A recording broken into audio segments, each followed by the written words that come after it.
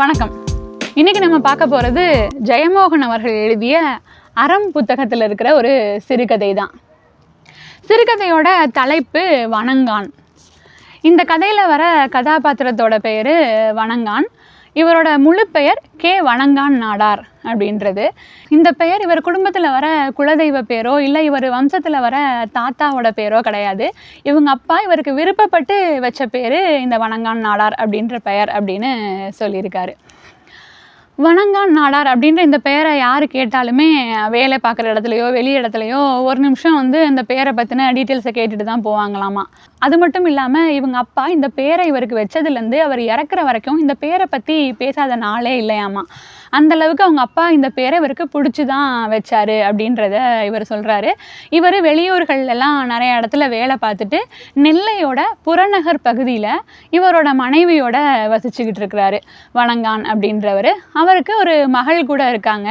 மகளும் மருமகனும் நிறையா தடவை சொல்லியிருக்காங்களாம், ஏன்பா நீங்கள் வணங்கான் அப்படின்னு வெளியில் பேரை சொல்லிக்கிறீங்க, கே. வணங்கான் நாடார் அப்படின்றத கேவி நாடார் அப்படின்னு சொல்லுங்கப்பா அப்படின்னு கூட இவங்க மகளும் மருமகனும் நிறையா தடவை சொல்லியிருக்காங்களாம்.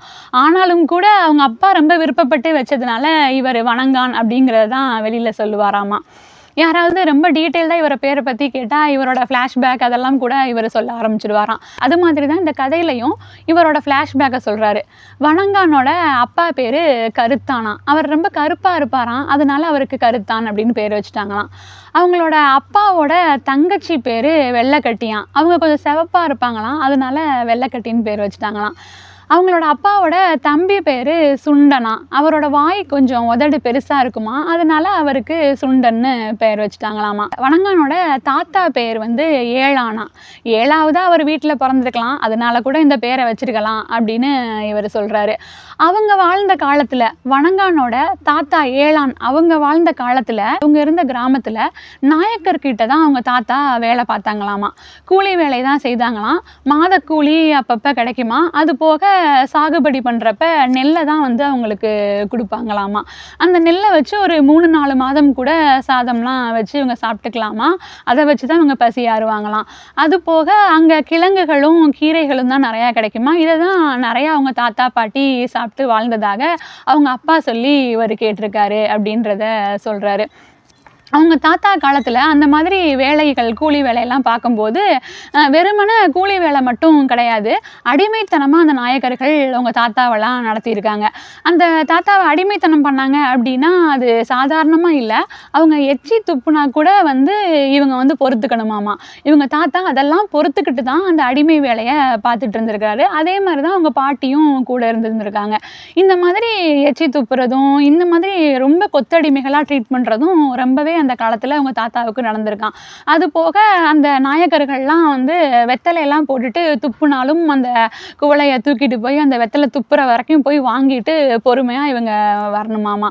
அந்த அளவுக்கு அடிமையாக ட்ரீட் பண்ணியிருக்காங்க. அது இவங்களோட அப்பா கருத்தானுக்கு சுத்தமாக அதில் எந்த விருப்பமுமே இல்லையா. தன்னோட அப்பா ஏன் இவ்வளோ அடிமையாக வேலை பார்க்கணும் அப்படிங்கிறத நினச்சி அவர் ரொம்ப வருத்தப்படுவாராம். இப்படி தான் ஒரு நாள் அவங்க தாத்தா ஒரு வயல்வெளியில் உட்காந்து கஞ்சி குடிச்சுக்கிட்டு இருந்தாராம். அவங்க பாட்டியும் தாத்தாவும் கஞ்சி குடிச்சிட்டு இருந்திருக்காங்க. அந்த வழியா போன தலையாரியும் நாயக்கரோட பேரனும் இவர் கஞ்சி குடிக்கிறத பார்த்துருக்காங்க. அதை பார்த்தோன்னையும் அவங்களுக்கு என்ன நினைச்சாங்கன்னு தெரில, டக்குன்னு அந்த நாயக்கரோட பேரன் காலால் மண் எடுத்து அந்த கஞ்சியில் போட்டுட்டு இப்போ எடுத்து குடி அப்படின்னு சொன்னானாமா. அதை பார்த்த இவங்க அப்பா கருத்தானுக்கு அதை சகிச்சுக்கவே முடியலையா, என்ன இப்படிலாம் பண்ணுறாங்க அப்படின்னுட்டு. ஆனாலும் அவங்க தாத்தா கொஞ்ச நேரம் அமைதியாக இருந்தாராம். திருப்பி அவங்க அடிக்க ஆரம்பிச்சிட்டாங்களாம் அவரை. அந்த தாத்தாவை அவங்க அடிக்க ஆரம்பித்தோடனையும் அவர் பயந்துக்கிட்டு அந்த கஞ்சியை குடிச்சிட்டு கும்பிடு போட்டு அவங்களுக்கு வணக்கம் வச்சாராம். அதை பார்த்தோன்னையும் இவருக்கு வெறுப்பாயிருச்சான் அவங்க அப்பாவை பார்த்துட்டு. பாவமாக கூட இல்லையா, அவங்க அப்பாவை பார்த்துட்டு இவருக்கு வெறுப்பாயிருச்சான். ஏன் நம்ம அப்பா இவ்வளோ இறங்கி போகிறாரு, இவர் செத்தா கூட தேவலை அப்படின்னு சொல்லிட்டு அந்தளவுக்கு அவருக்கு பிடிக்காமே போயிருச்சான் அவங்க அப்பாவை. அன்னைக்கு ராத்திரி அப்படி வீட்டுக்கு வந்துட்டாங்க. வீட்டுக்கு வந்துட்டோனையும் அவங்க தாத்தா பாட்டி எப்போதும் போல தான் இருந்திருக்காங்க. ஆனால் இவங்க அப்பா கருத்தானுக்கு பிடிக்கவே இல்லை. நான் வீட்டை விட்டு வெளியில் போகிறேன் அப்படின்னு சொல்லியிருக்காராம் இவங்க அப்பா.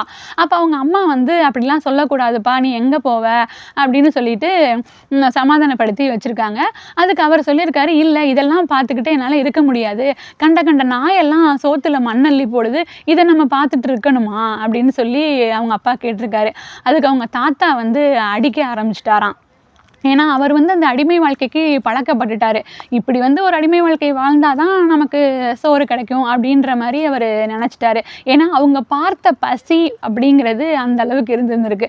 பசியும் பட்டினியையும் தாங்க முடியாமல் இந்த அடிமைத்தனமே அதுக்கு மேல் அப்படின்னு சொல்லிட்டு அவங்க தாத்தா நினச்சதுனால அவங்க பையனையே அவர் திட்டியிருக்காரு. கருத்தானையே அவங்க பையன் வந்து திட்டியிருக்காரு.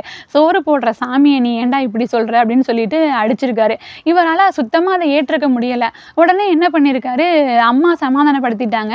சரி ஓகேன்னு கொஞ்ச நேரம் அங்கே தூங்கியிருக்காரு. தூங்கிட்டு யாருக்குமே தெரியாமல் வீட்டை விட்டு ஓடி போயிடலாம் அப்படின்னு சொல்லிட்டு ஓடி போகிறதுக்காக கிளம்பிட்டாரு. ஆனால் அவரோட துரதிர்ஷ்டம், அவர் ஓடி போகும்போது எல்லார் கண்ணிலையும் மாட்டி அவர் மாட்டிக்கிட்டாரு. மாட்டிக்கிட்டோனையும் அங்கே உள்ள நாயக்கர்கள்லாம் அவரை பிடிச்சிட்டு வந்துட்டு அவங்க அப்பாவையும் கூட்டிகிட்டு வந்து ஒரு எருக்குழியில் வந்து அவங்க அப்பாவை கட்டி வச்சுட்டாங்களாம். இவரை போட்டு ரொம்ப அடிச்சிருக்காங்க. அடிச்சுட்டு அவன் வந்து இனிமேல் தப்பிச்சு ஓடவே கூடாதுடா, அவனை பயத்தை காட்டணும் அப்படின்னு சொல்லிட்டு அந்த நாயக்கர்கள் வீட்டில் வந்து பெரிய யானைகள்லாம் வச்சுருப்பாங்களாம்.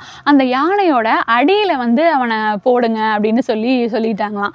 சொன்னோனையும் இவருக்கு வந்து அந்த யானைக்கு அடியில் போனோனையும் அங்கே வந்து பயங்கரமான ஒரு பயமாயிருச்சு. உயிர் பயம் வந்துருச்சு. இவரால் அந்த இடத்துல வந்து இருக்கவே முடியலையா, வாய் பேச முடியல, உடம்பெல்லாம் படபடக்குது, துடிக்குது, என்ன செய்யறதுனே தெரியல. ஆனாலும் அந்த நாயக்கர்கள் பாவம்லாம் படலை. அவன் அப்படியே இருக்கட்டும், அவன் அப்பதான் வந்து இனிமேல் இந்த மாதிரி முடிவெடுக்க மாட்டான் அப்படின்னு சொல்லிட்டு காலையில் வரை அவன் அப்படியே கிடக்கட்டும் அப்படின்னு சொல்லிட்டு அவங்க போயிட்டாங்களாம். இவரும் ஃபஸ்ட்டு பயந்தவர் கொஞ்சம் நேரம் ஆக ஆக அந்த யானையை வந்து அப்படியே அப்சர்வ் பண்ண ஆரம்பிச்சிருக்காரு. அடி வழியாக தானே அவர் கீழேருந்து அதை பார்க்குறாரு. அதனால அந்த சிறுநீர் வாடையோ மழை வாடையோ இவருக்கு வந்து பெருசாக தெரியலை. இன்னொன்று ஃபஸ்ட்டு அந்த யானை உதைக்கிற மாதிரி வர்றப்ப ரொம்ப பயந்தவர் அடுத்தடுத்து அந்த யானை வந்து 3 பாதங்களையும் தூக்குறதையும் ஒரு காலை வந்து தூக்கி தூக்கி இறக்கி வைக்கிறதையும் பார்த்துக்கிட்டே இருந்திருக்காரு நைட்டு ஃபுல்லாக. அதனால அவருக்கு காலையில் ஆகும்போது கொஞ்சம் பயமே தெளிஞ்சிருச்சு. அந்த அளவுக்கு அவர் அதே இடத்துல படுத்து கிடந்திருக்காரு. அதுக்கப்புறமா வந்து சரி ஓகே அவனை வந்து போக சொல்லிருங்க, அவங்க அப்பாவையும் போக சொல்லிருங்க அப்படின்னு சொல்லிட்டு விடுவிச்சிட்டாங்களாம். அவரும் அவங்க அப்பாவும் கெஞ்சி என் பையன் இனிமேல் இந்த மாதிரி தப்பு பண்ண மாட்டான் விட்டுருங்கன்னு சொல்லிட்டு அவங்க தாத்தாவும் கெஞ்சி அவங்க அப்பாவை வந்து விடுவிச்சு கூட்டிகிட்டு வந்துட்டாங்க. அதன் பிறகும் அவரால் அங்கே இருக்க முடியல. திருப்பி தப்பிக்கணும் அப்படின்னு சொல்லி முடிவெடுத்து தப்பிச்சிடுறாரு. அந்த தடவை அவரை யாருமே பிடிக்கலை. அவர் யாரு கண்ணிலையுமே படாமல் தப்பிச்சு வந்துடுறாரு. அவர் தப்பிச்சு வர்றப்ப அவருக்கு ஒரு 8 வயசு இருக்குமா. எங்கே போகிறதுனே அவருக்கு தெரியலையா. நாகர்கோயிலில் பார்வதிபுரம் அப்படிங்கிற இடத்துல கணேசன் அப்படிங்கிறவர் ஒரு இட்லி கடை வச்சுருந்துருக்காரு. அந்த இட்லி கடையில் தான் முதலாக அவங்க அப்பா சின்ன வயசாக இருக்கும்போது வேலைக்கு சேர்ந்துருக்காரு. அங்கே உள்ளவங்கெல்லாம் இவரை பார்க்கும்போதே நல்லா வேலை செய்கிற பையன் அப்படிங்கிற மாதிரி தெரிஞ்சிருக்கு. அதனால இவரை வேலைக்கு சேர்த்துக்கிட்டு இருக்காங்க. அந்த ஹோட்டலில் இவர் வந்து எச்சி இலை எடுக்கிறதும் அங்கே வந்து தண்ணியெல்லாம் கொண்டாந்து குளத்துலேருந்து ஊற்றுறதும் ஜாமானெல்லாம் கழுவி போடுறதும் இதுதான் இவர் வேலையாக இருந்திருக்கு. என்னதான் இவர் அடிமைத்தனத்திலிருந்தும் அடிகள் அந்த வழிகள்லேருந்து இவர் தப்பிச்சாலும் இங்கேயும் இவரை வந்து யாருமே வந்து நல்லாவே நடத்தலையாம். ரொம்ப கீழ்த்தனமாக தான் இங்கேயுமே அவரை நடத்தியிருக்காங்க. நேராக உட்காந்து அவரை யார்கிட்டையுமே பேசக்கூடாதான், எல்லாரும் போனதுக்கப்புறம் தான் நீ வந்து சாப்பிடணும், மிச்சம் இருக்கிறத மட்டும் தான் சாப்பிடணும், பெருசாக இவருக்குன்னு தனிப்பட்ட விதமாக எதுவுமே செய்ய மாட்டாங்களாம். இவர் தூங்குறதுக்கு கூட சரி வர இடம் இல்லைனாலும் அப்படியே இருக்கட்டும் அப்படின்னு சொல்லிட்டு இங்கேயும் அடிமை வேலைகள் தான் வாங்கியிருக்காங்க. என்ன அந்த அடி உதையிலேருந்து இவர் தப்பிச்சிட்டாரு. இப்படி தான் இவர் வந்து சில காலத்தை அந்த கணேசனோட இட்லி கடையில் வந்து அந்த வேலை பார்த்து சம்பாரிச்சிருக்காரு. ஓரளவு அங்கே இருந்ததுக்கு அப்புறமாயி நாகர்கோயிலில் ஒரு நீதிமன்றத்துக்கு எய்த்தாப்பில் ஒரு டீ கடை இருந்திருக்கு. அங்கே வந்து வேலைக்கு சேர்ந்திருக்காரு. அப்போ இவருக்கு ஒரு 13 வயது ஆயிருக்கு. அந்த டீ கடையில் இவர் வேலை பார்க்கும்போது தான் 2 பேரை இவர் சந்திச்சிருக்காரு. ஒருத்தர் வந்து ஒரு பள்ளியில் ஒரு ஆசிரியராக இருக்கவர். அடிக்கடி அந்த நீதிமன்றத்துக்கு எய்த்தாப்பில் இருக்க டீ கடைக்கு டீ குடிக்க வருவாராம். அவர் ஒரு நாள் இவர் பேப்பர்லாம் படிச்சிருக்காரு. இவங்க அப்பா கொஞ்சம் கொஞ்சமாக அங்கே வரவங்க மூலமாக பேப்பர் படிக்கிறதுக்கு கொஞ்சம் எழுத்து கூட்டி படிக்கிறதுக்கெலாம் கற்றுக்கிட்டு இருந்திருக்காரு. அந்த ஆசிரியர் இருக்கும்போது ஒரு நாள் இவர் ஒரு பேஜ் ஃபுல்லாக படிக்கிறத பார்த்துட்டு அந்த ஆசிரியர் இவங்க அப்பாட்ட கேட்டிருக்காரு, என்னப்பா எத்தனாவது படிக்கிற நீ அப்படின்னு கேட்டதுக்கு நான் எதுவுமே படிக்கலை, நான் ஸ்கூல்லாம் போகலை அப்படின்னு சொல்லியிருக்காரு. அவருக்கு ஒரே ஆச்சரியமாக இருந்திருக்கு. என்னப்பா ஸ்கூலுக்கு போகலன்னு சொல்கிற, இவ்வளோ நல்லா படிக்கிறியே அப்படின்னு சொல்லிட்டு நான் உனக்கு உதவி பண்ணுறேன், நீ படிக்கிறியா அப்படின்னு சொல்லி கேட்டிருக்காரு. உடனே இவருக்கு ரொம்ப சந்தோஷம், சரி அப்படின்னு ஒத்துக்கிட்டு இருந்திருக்காரு. அதுக்கப்புறம் இவர் 6th ஸ்டாண்டர்டில் ஜாயின் பண்ணி அங்கே இவரோட ஹெல்ப் மூலமாக அந்த ஆசிரியரோட உதவியால் இவர் வந்து படித்து அந்த 6th ஸ்டாண்டர்ட்லாம் பாஸ் பண்ணுறாரு. இப்படியே கொஞ்ச நாள் போயிட்டு இருக்கிறப்ப இன்னொரு ஆளை சந்திக்கிறாரு. அப்போ இவருக்கு 15 வயது. அவர் பெயர் மார்ஷல் நேசமணி அப்படிங்கிற ஒருத்தரை பார்க்குறாரு. அவர் வந்து அந்த நீதிமன்றத்தில் வக்கீலாக வராரு. அவர் வந்து ஒரு நாடார். அங்கே வந்து அந்த நீதிமன்றத்தில் நாடாருங்கள்லாம் வந்து முக்காலியில் தான் உட்காரணுமா, மற்றவங்களுக்கு தான் நாற்காலி அப்படிலாம் உட்காரணும் அப்படின்னு சொல்லியிருக்காங்க. ஆனால் அந்த மார்ஷல் நேசமணி அப்படிங்கிறவர் முக்காலியில் உட்காராம நேராக போய் நாற்காலியில் உட்காந்துருக்காரு. உட்காந்தோடனே அங்கே உள்ளவங்கலாம் இவரை ஒரு மாதிரி பார்த்துருக்காங்க. இவர் கேட்டிருக்காரு, என்ன ஏன் இப்படி பார்க்குறாங்க எல்லாரும்னு கேட்டோடனே அங்கே உள்ள கிளர்க் சொல்லியிருக்காரு, இல்லை நாடாருங்கள்லாம் முக்காலியில் தான் உட்காரணும், நீங்கள் நாற்காலியில் உட்காந்துருக்கீங்க, இங்கே உள்ள பெரிய ஆளுங்க மட்டும்தான் அந்த நாற்காலியிலலாம் உட்காரணும், நாடாருங்களுக்கெல்லாம் முக்காலி தான் அப்படின்னு சொல்லியிருக்காரு. உடனே இவருக்கு கொஞ்சம் புரியலை ஒரு நிமிஷம். ஆனால் வந்து இவர் டக்குன்னு எந்திரிச்சிட்டு அங்கே உள்ள முக்காலிகள் எல்லாத்தையும் அகற்றிட்டு வெளியில் தூக்கி போட்டாராம். வெளியில் தூக்கி போட்டுட்டு, நீதிமன்றத்தில் நீதிப்படியே இல்லை, எதுக்கு இங்கே வந்து இந்த பிரிவினை, இனிமேல் முக்காலிகளே இருக்கக்கூடாது அப்படின்னு சொல்லிட்டு எல்லா முக்காலிகளையும் தூக்கி போட்டுட்டு இனிமேல் நாற்காலிகள் மட்டும்தான் இருக்கணும் அப்படின்னு சொல்லிட்டு இவர் வந்து அதை வந்து செஞ்சாராமா. ஆனால் அங்கே உள்ளவங்க எல்லாருமே திடீர்னு அந்த மாற்றத்தை ஏற்றுக்க முடியாதனால இவருக்கு மேலே நிறைய எதிர்ப்பு வந்துச்சான். ஆனாலும் இவருக்குன்னு ஒரு சில கூட்டம் இருக்கும் இல்லையா, அதெல்லாம் இவரை வந்து சப்போர்ட் பண்ணி இவர் வந்து எல்லாரோட எதிர்ப்பையும் மீறி அங்கே வந்து இருந்தாராம். இவரோட வளர்ச்சியை இவர் கண் முன்னாடியே இவங்க அப்பா கருத்தான் வந்து கண் முன்னாடியே அந்த நேசமணி வளர்றதை பார்த்தாராம். கொஞ்ச நாள்லேயே நேசமணி அந்த உள்ளூருக்குள்ளே நகராட்சி தலைவராகவும் போட்டி போட்டு ஜெயிச்சிட்டாராம். அங்கே ஒரு தனி அலுவலகம் நேசமணியை அமைத்து அதிலே வந்து நிறைய ஆளுங்களெல்லாம் வேலைக்கு சேர்ந்து அவர் வந்து முன்னேறினதை கருத்தான் கண் முன்னாடியே இருந்து பார்த்துருக்காரு. இவர் டீ கடை வச்சுருந்ததுனால இவரோட கடையிலேருந்து தான் அங்கே டீ சப்ளையும் ஆகுமா. ஸோ அவரோட வளர்ச்சியை இவர் கண் முன்னாடியே பார்த்ததுனால இவருக்கு இந்த 2 பேரும் ரொம்ப இன்ஸ்பிரேஷனாக இருந்திருக்காங்க. அந்த ஆசிரியர் இவருக்கு படிப்புக்கு ஹெல்ப் பண்ணியிருக்காரு, அது போக இந்த நேசமணி அப்படிங்கிறவர் ஒரு இன்ஸ்பிரேஷனாக இருந்திருக்கிறாரு கருத்தானுக்கு. இப்படி போயிட்டே இருக்கும்போது ஒரு நாள் அந்த ஆசிரியர் சொல்லியிருக்காரு, 12th பாஸ் ஆயிடுறாரு, SSLC PUC எல்லாமே இந்த கருத்தான் பாஸ் ஆயிடுறாரு. உடனே அதுக்கு அப்புறம் அந்த ஆசிரியர் சொல்லியிருக்காரு, கவர்மெண்ட்டில் ஒரு இன்டர்வியூ வருது, நீ போய் அப்ளை பண்ணி பாரு, அது திருநெல்வேலி சைடு ஒரு கவர்மெண்ட் அலுவலகம், அதில் உனக்கு வேலை கிடைக்க வாய்ப்பு இருக்குது, நீ நல்லா எல்லாமே படித்து நல்ல மார்க் வாங்கியிருக்க அப்படின்னு சொல்கிறாரு. அது உடனே இவருக்கும் வந்து ஓகே அப்படின்னு தோணுது. போயிடுறாரு, அங்கே உள்ள எக்ஸாம்ஸ் அட்டன் பண்ணுறாரு, இன்டர்வியூ அட்டன் பண்ணுறாரு. ஆனால் நம்ம வந்து செலக்ட் ஆக மாட்டோம் அப்படின்னு சொல்லிட்டு தான் கருத்தான் வந்து நினைக்கிறாரு. ஆனால் அவருக்கு வந்து வேலைக்கு போகிறதுக்கான உத்தரவு ஆர்டர் வந்துடுது. வந்தோடனே அவருக்கு ரொம்ப சந்தோஷம். அவருக்கு போஸ்டிங் வந்து இளஞ்சியில் போட்டிருக்காங்க. இவருக்கு ரொம்ப சந்தோஷம். சரின்னு அந்த ஊருக்கு கிளம்பி போகிறாரு. அந்த அலுவலகமே ரொம்ப பாலடைஞ்சு போன பழைய இடம் மாதிரி இருக்குது அந்த அலுவலகம். இவர் போய் தான் அந்த அலுவலகத்தை க்ளீன் பண்ணி எல்லாமே சுத்தப்படுத்திட்டு அங்கே வேலையை ஆரம்பிக்கிறாரு. அப்போவே அவருக்கு தெரிஞ்சிருது, அங்கே அந்த அலுவலகத்துலையுமே அங்கே உள்ள ஜமீன்தார்கள் சொல் கேட்டு தான் அந்த அலுவலகத்தில் வேலை பார்க்குறவங்களே நடந்துப்பாங்களாம். அது போனோன்னையுமே அங்கே உள்ள தலையாரி சங்கரத்தேவர் அப்படிங்கிறவர் சொல்கிறாரு, அங்கே பியூனா கணேசன் அப்படின்ற ஒருத்தரும் வேலை பார்க்குறாரு. அந்த பியூன் கணேசன் இவருக்கு கொஞ்சம் கருத்தானுக்கு சப்போர்ட் பண்ணுறாரு. ஆனால் சங்கரதேவர் அப்படிங்கிறவர் அந்த ஜமீன்கள் என்ன சொல்கிறாரோ அதை அப்படியே வந்து அலுவலகத்தில் உள்ளவங்கள்ட்ட சொல்கிறாரு. அதை தான் இவங்க வந்து கேட்கணுமாமா. அலுவலகத்தில் என்ன வேலை, என்ன சைன் போடுறது எல்லாமே வந்து ஜமீன்கள் சொல்கிறது தான் இந்த அலுவலகத்தில் உள்ளவங்க கேட்கணுமா. இப்படி தான் இவ்வளோ நாளாக அங்கே வேலை பார்த்தவங்க எல்லாமே பண்ணிட்டு இருந்திருக்காங்க அப்படிங்கிறத சங்கரத்தேவர் சொல்கிறாரு. அதை கேட்டோனையுமே இவருக்கு ஃபஸ்ட்டு ஒரு ஷாக்கிங்காக இருக்குது. இப்போ தான் ஒரு வேலைக்குன்னு ஜாயின் பண்ணியிருக்கோம், இந்த வேலையிலையும் இவ்வளோ அடிமைத்தனம் இருக்குமா இங்கேயும் அப்படின்னு சொல்லிட்டு யோசிக்கிறாரு. அப்போ தான் சங்கரத்தேவர் சொல்கிறாரு, வாங்க நம்ம இன்றைக்கி போய் ஜமீனை பார்த்துட்டு வந்துடுவோம் அப்படின்னு சொல்லிட்டு கருத்தானை கூட்டிகிட்டு அங்கே போகிறாரு. போகும்போது ஜமீனுக்காக வெயிட் பண்ணிட்டு வெளியில் உட்காந்துருக்காங்க. ஜமீன் வந்து இறங்குறாரு. ஜமீன் பேர் பெரிய கருப்பதேவர். அவர் வந்து குதிரையில் இறங்குறாரு. இறங்கினோனையும் வந்து இறங்கும் போதே கருத்தானை பார்க்குறாரு. பார்த்தோன்னே அவர் டிப்டாப்பாக ட்ரெஸ்லாம் போட்டுட்டு தொப்பிலாம் தலையில் வச்சுருக்காரு. அதை பார்த்தோன்னையும் ரொம்ப அதிர்ச்சியான அந்த ஜமீன் அவரை வந்து உள்ளே கூப்பிட்டு அடிக்க சொல்கிறாரு. அடித்து கட்டி போடுங்க அவரை அப்படின்னு சொல்கிறாரு. அதுக்கு சங்கரதேவர் சொல்கிறாரு, இல்லை அவர் கவர்மெண்ட் உத்தியோகத்தில் வந்திருக்காரு, அப்படிலாம் அவரை அடித்து போட முடியாது அப்படின்னு சொல்கிறாரு ஜமீன்கிட்ட. உடனே ஜமீனுக்கு இன்னும் கோவம் வந்துடுது. ஏன்னா அந்த ஊரில் வந்து அங்கே வேலை பார்க்குற யாருமே ஜமீனுக்கு முன்னாடி தொப்பிலாம் வச்சுட்டு டிப்டாப்பாக ட்ரெஸ் பண்ணிட்டு இருக்கவே கூடாதான். அந்த ஜமீனுக்கு பிடிக்காதான். இவர் அப்படியே போய் அவர் முன்னாடி நின்னோனையும் பிடிக்கவே இல்லை. இவரை வந்து அடிக்க சொல்கிறாரு. அடிச்சுட்டு அந்த தொப்பியை எடுக்க சொல்லு, ட்ரெஸ்ஸை கலட்டிட்டு நிற்க சொல்லு என் முன்னாடி அப்படின்னு சொல்லிட்டு உத்தரவு போகிறாரு ஜமீன். இவரும் வேறு வழியே இல்லாமல் அந்த நேரத்தில் பயந்துக்கிட்டு ட்ரெஸ் எல்லாம் கழட்டிடுறாரு. தொப்பிலாம் கழட்டிட்டு கும்பிடு வைக்கிற மாதிரி அப்படி நிற்கிறாரு. உடனே அந்த ஜமீன் இவர் மேலே எச்சியை வந்து துப்பிடுறாரு. அது வந்து இவர் வந்து தொடச்சிட்டு நடந்து வரும்போது ரொம்ப வலியும் வேதனையோட அவர் அலுவலகத்துக்கு திரும்பி வராரு. திரும்பி வந்துட்டு அலுவலகத்தில் ரொம்ப நேரம் எதுவுமே பேசாமல் அமைதியாகவே உட்காந்துருக்கிறாரு. ஏன்னா அவரால் அதை தாங்கிக்கவே முடியலை. இந்த மாதிரி ஒரு நம்மளை ட்ரீட் பண்ணுறாங்களே அப்படின்னு சொல்லிட்டு அவரால் அதை ஏற்றுக்கவே முடியலை. அதுக்கப்புறமே அவர் வீட்டுக்கு கூட போகலை. அங்கே கழிவறை இருக்குது, அங்கே சின்ன சமையலறையும் உருவாக்கிக்கிறாரு. எல்லாமே அங்கே இருக்கிறதுனால அங்கே அவர் தங்கிடுறாரு. அங்கே தங்கி இதை பற்றி யோசிச்சுட்டு இருக்காரு கொஞ்ச நாள். அதுக்கப்புறம் அங்கே உள்ள டாக்குமெண்ட்ஸ் எல்லாத்தையுமே பார்க்குறாரு.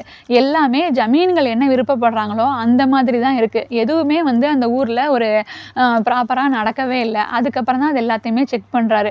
கொஞ்ச நாள் கழித்து அவர் சடனாக ஒரு நாள் ஒரு முடிவு எடுக்கிறாரு. சங்கரதேவரை வேலையை விட்டு தூக்கிடுறாரு. சங்கரதேவர் தானே ஜமீன்கிட்டருந்து எல்லா விஷயத்தையும் வந்து இங்கே சொல்கிறது, அந்த வேலையை பார்க்குறது. அதனால முதல்ல அவரை வேலையை விட்டு தூக்கிடுவோன்னு சங்கரதேவரை தூக்கிடுறாரு. அந்த வேலையை விட்டு தூக்கினோடனே அவங்க மனைவிக்கு ஒன்றுமே புரியல. நல்ல வேலை இப்படி போயிருச்சு அப்படின்னு சொல்லிட்டு அவங்க மனைவி வந்து கெஞ்சுறாங்க. அவங்க கருத்தான்ட்ட ரொம்ப கெஞ்சுறாங்க.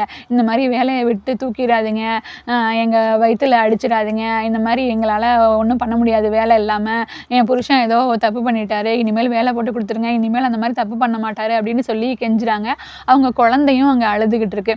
அந்த மனைவியும் குழந்தையும் பார்த்த கருத்தான் சொல்கிறாரு, இனிமேல் எனக்கு மட்டும்தான் நீ வேலை பார்க்கணும், நான் சொல்கிறத மட்டும்தான் செய்யணும், காலையில் இத்தனை மணிலேருந்து இத்தனை மணி வரைக்கும் நீ வேலைக்கு வரணும், இப்படி இருக்கிறதுனா இல்லை நீ அவங்களுக்கு தான் நீ ஊழியம் பண்ணுவேன்னா இந்த வேலை உனக்கு தேவையில்லை, இதை ஃபாலோ பண்ணுறதுனா என்கிட்ட நீ வேலை பாரு அப்படின்னு சொல்கிறாரு. இல்லையா, இனிமேல் நான் உங்களுக்கு கண்டிப்பாக வந்து உண்மையாக இருப்பேன், நான் உங்களுக்கே வந்து சொன்னது கேட்டு இங்கேயே வேலை பார்க்குறேன் அப்படின்னு சொல்லிடுறாரு. சொன்னோடனையும் பியூன் கணேசன் ஆரம்பத்துலேருந்தே இவருக்கு தான் சப்போர்ட்டாக இருக்காரு. இப்படிலாம் இவர் கருத்தான் நிறையா முடிவு ஆக்ஷன்ஸ்லாம் எடுத்தோடனையும் அந்த ஜமீனுக்கு வந்து கொஞ்சம் ஒரு மாதிரி ஆயிடுது. என்ன இவன் இப்படி பண்ணிகிட்டு இருக்கான், இதுக்கு முன்னாடி வந்து வேலை பார்த்தவங்க எல்லாருமே நம்ம சொல்கிறத கேட்டு தான் இங்கே வேலை பார்த்தாங்க, இவன் மட்டும் என்ன இப்படி பண்ணுறான் அப்படின்னு சொல்லிட்டு நிறையா ஆளுங்களெல்லாம் வச்சு அங்கே அனுப்பி அவரை வந்து மிரட்டல் விடுறாரு. அப்போ கூட கருத்தான் பயப்படவே இல்லை. நான்லாம் எதுக்குமே பயப்பட மாட்டேன் அப்படின்னு சொல்லிட்டு அவர் வந்து அவர் வேலையை அவர் பார்த்துட்டே தான் இருக்காரு. அப்புறம் ஒரு நாள் இதை தாங்கிக்கவே முடியாத ஜமீன் அவரே ஒரு நாள் வந்து வந்துடுறாரு. ரைஃபிள் எடுத்துகிட்டு இவரை சுடுற மாதிரி வந்துட்டு இவரோட அலுவலகத்தில் ஜமீனே வந்து நேரடியாக இவரை சுடுற மாதிரி துப்பாக்கி நீட்டிக்கிட்டு அலுவலகத்தில் நிற்கிறாரு. அப்போ கூட கருத்தான் வந்து ஒரு செகண்ட் பயந்துட்டாரு துப்பாக்கி எடுத்துகிட்டு வந்தோடனையும். ஆனாலும் சுதாரிச்சுட்டு அவர் சொல்கிறாரு, என்ன சுட போறியா, என்னை கொல்றதுனாலும் கொல்லு, பிரிட்டிஷ் அதிகாரியா, பிரிட்டிஷ் அலுவலகத்திலே சாகிறதுக்கும் ஒரு யோகம் வேணும்ல அப்படின்னு சொல்கிறாரு. சொன்னோன்னே ஜமீனுக்கே ஒரு செகண்ட் ஒரு மாதிரி ஆகுது. இவரோட தைரியத்தை பார்த்து அவர் கொஞ்சம் பம்முறாரு. அப்படியே நீ இங்கே என்னை அலுவலகத்தில் சுட்டாலும் அது உனக்கு தான் பாதகமாக அமையும், பண்ணுறதுனா பண்ணிக்கோ, எனக்கெல்லாம் சாவு மேலே பயம் கிடையாது அப்படின்னு அவர் சொல்கிறாரு. உடனே ஜமீன் நினைக்கிறாரு, நீ இந்த அலுவலகத்தில் இருக்கிற வரைக்கும் தான் நீ இப்படி பண்ண முடியும், வெளியில் வந்து பாரு உனக்கு இருக்குது அப்படின்னு சொல்லிட்டு போயிடுறாரு. போனோடனே வெளியில் நிறைய ஆட்கள்லாம் செட் பண்ணிடுறாரு. இவர் எப்படியாவது வெளியில் வருவார், அங்கே இவர் ஏதாவது பண்ணிடலாம் அப்படின்னு சொல்லிட்டு வெளியில் வரதுக்காக வெயிட் பண்ணிகிட்டு இருக்காரு. அதுக்கப்புறம் இவர் கொஞ்ச நாள் அந்த அலுவலகத்தை விட்டு வெளியில் போகவே இல்லை. ஏன்னா அவங்க கொலை செய்கிறதுக்கு கூட தயங்க மாட்டாங்கன்னு இவருக்கு நல்லாவே தெரியும். அதனால அலுவலகத்தை விட்டு இவர் வெளியிலே போகல. அங்கே தான் எல்லாமே இவர் ரெடி பண்ணி வச்சுருக்கிறதுனால அங்கேயே தங்கிடுறாரு. இப்படியே ஒரு 20 நாள் 28 நாள் இப்படியே ஒரு மாதம் கழிஞ்சிருது இந்த அலுவலகத்திலேயே. அப்போ தான் ஒரு நாள் இவருக்கு ஒரு ஐடியா வருது.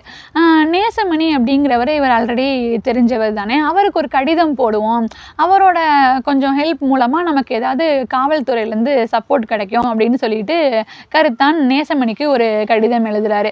இந்த மாதிரி இங்கே போயிட்டுருக்கு, எனக்கு கொஞ்சம் சப்போர்ட் தேவைப்படுது அப்படின்னு சொல்லிட்டு நேசமணிக்கு லெட்டர் எழுதுறாரு. நேசமணி அதை பார்த்துட்டு ஒரு நாள் கிளம்பி வராரு. கருத்தான் அவரோட அலுவலகத்தில் இருக்கும்போது வெளியில் ஒரே இறைச்சலாக இருக்குது. என்னடா அப்படின்னு சொல்லிட்டு இவர் வெளியில் போய் பார்க்குறாரு. அங்கே பார்த்தா ஒரு பெரிய யானை நிற்கிது, அதை சுற்றி பல பேர் இருக்காங்க. பார்த்தா அதெல்லாம் கூட்டிகிட்டு வந்தது நேசமணி தான். ஒரு யானையும் கூட்டிகிட்டு வந்து பல பேரை இவருக்கு வந்து சப்போர்ட்டுக்கும் நிறைய ஆட்களையும் கூட்டிகிட்டு வந்துடுவார் நேசமணி. அதை பார்த்தோன்னே இவருக்கு ரொம்ப சந்தோஷமாக இருக்கும். நேசமணியும் உள்ளே வந்துட்டு மேலே ஏறி யானையில் ஏறி உட்காரு, இன்றைக்கி யாருன்னு பார்த்துருவோம் அப்படின்னு சொல்லிட்டு யானையில் ஏறி இவரை உட்கார வச்சு அந்த ஊர் ஃபுல்லாக சுற்றுவார். அப்புறம் ஜமீன் வீட்டுக்கே போயிட்டு அவர்கிட்டையும் ஒரு மிரட்டல் விடுவார். இனிமேல் வந்து இவனை யாரும் எதுவும் பண்ண முடியாது, இவனுக்கு யாரும் இல்லைன்னு நினச்சிட்டு இருக்கீங்களா, நாங்களாம் இருக்கோம் அப்படின்னு சொல்லிட்டு போய் சொல்லிட்டு வந்தோடனையும் ஜமீனால் அந்த டயத்தில் எதுவுமே பண்ண முடியாது. கொஞ்ச நாளைக்கு அந்த ஆட்கள் பலம் காலமும் இவருக்கு கூடவே இருப்பாங்க. அதனால இவர் எதுவுமே செய்ய முடியாது, ஜமீன் சைட்லேருந்து இவர் எதுவுமே செய்ய முடியாது. அதுக்கப்புறமாயி நிறையா டாக்குமெண்ட்ஸ்லாம் இவர் பார்ப்பார், அங்கே உள்ள முறைகேடுகள் எல்லாம் சரி பண்ணுவார். அப்புறம் நிலம்லாம் யாருக்கு எந்தெந்த உரிமையாளர்களுக்கு போய் சேரணுமோ அதெல்லாம் சரிவர ஒப்படைப்பார். அங்கே உள்ள ஜமீனோட பங்காளிங்களே கருத்தானுக்கு ஹெல்ப் பண்ணவும் ஆரம்பிச்சிடுவாங்க. இவர் வெளியில் நடந்து போனால் கூட வந்து ஒரு யானை நடந்து போனால் எவ்வளோ பெரிய இடம் விட்டு வழி விடுவோமோ அந்த மாதிரி எல்லாரும் வந்து வழி விடுவாங்க. இவரை பார்த்து சல்யூட் பண்ணுறது, இவரை பார்த்து வணக்கம் சொல்கிறது அப்படின்னு சொல்லிட்டு ஊருக்காரங்களும் அந்த மாதிரியே நடந்துக்க ஆரம்பிச்சிடுவாங்க. இவர் ஆரம்பத்தில் இந்த நேசமணி மூலமாக யானையில் வந்து போனதுனால இவருக்கு அங்கே ஒரு பட்ட பேரும் வச்சுருப்பாங்க, ஆணை கருத்தான் நாடார் அப்படின்னு சொல்லிட்டு இவருக்கு ஒரு பட்ட பேரே வச்சுருவாங்க. இந்த மாதிரி தான் இவங்க அப்பா முன்னேறி வந்திருக்காரு. அந்த இளஞ்சி அப்படிங்கிற இடத்துல இவங்க அப்பா 7 வருடம் அதன் பிறகு வேலை பார்த்ததாகவும் அந்த இடத்துல தான் இவங்களோட அம்மாவை பார்த்து கல்யாணம் பண்ணிக்கிட்டு இருக்காங்க.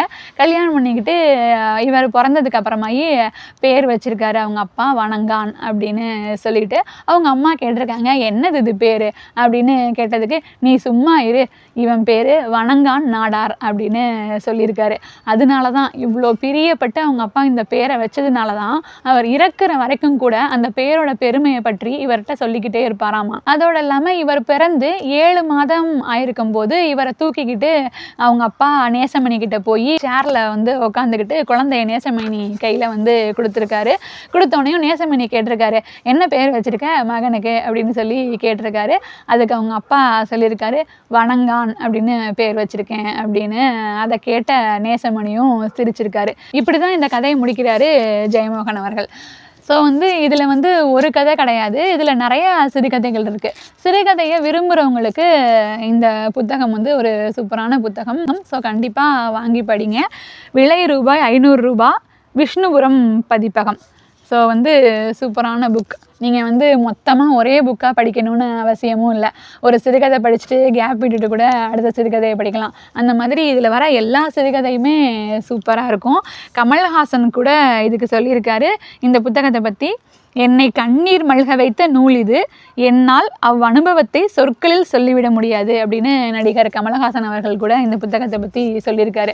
அப்படி ஒரு சூப்பரான சிறுகதைகள் கொண்ட புத்தகம் இது. அதோடு இல்லாமல் இந்த கதையில் எனக்கு ரொம்ப பிடிச்ச விஷயம் அப்படின்னா, அடிமைத்தனத்துலேருந்து தான் அவங்க அப்பா சின்ன வயசுலேருந்து வெளியில் வந்திருக்காரு.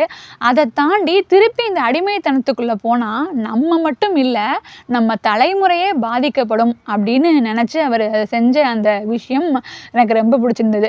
இன்னொன்று, படிப்பு, கல்வி தர அதிகாரமும் அங்கீகாரமும் எந்த அளவுக்கு நம்மளை வந்து உயர்த்தும் அப்படிங்கிறதுக்கு இதில் வர அந்த வணங்கான் அப்படிங்கிற சிறுகதை ஒரு பெரிய எடுத்துக்காட்டு. நம்ம பணம் வச்சுருக்கலாம், பெரிய ஆளாக இருக்கலாம், நம்ம ஃபேமிலியில் நிறையா பணம் சேர்த்து வச்சுருக்கலாம், அதனால நம்ம வந்து பெரிய ஆளாக வெளியில் காட்டிக்கிறது அது வேறு. ஆனால் படித்து கல்வி அறிவால் நம்ம முன்னாடி வந்து அதன் மூலமாக கிடைக்கிற அதிகாரம் அப்படிங்கிறதே தனி தான். அதனால் படிப்போட முக்கியத்துவமும், அடிமைத்தனத்துலேருந்து வெளியில் வந்தால் நம்ம தலைமுறையே வந்து எவ்வளோ வந்து மாற்றத்தை வந்து அனுபவிக்கும் அப்படிங்கிறதும் இந்த கதையிலேருந்து நான் தெரிஞ்சுக்கிட்டேன். ஸோ வந்து நீங்களும் படிக்காதவங்க, இந்த புத்தகத்தை வாங்காதவங்க கண்டிப்பாக வாங்கி படிங்க. ஒரு ஒர்த்தான புக் தான் இது. இந்த வீடியோ உங்களுக்கு பிடிச்சிருக்குன்னு நினைக்கிறேன். பிடிச்சிருந்தால் லைக் பண்ணுங்கள், உங்களோட சஜஷன்ஸை கமெண்ட்டில் சொல்லுங்கள். அடுத்த வீடியோவில் சந்திக்கலாம். நன்றி.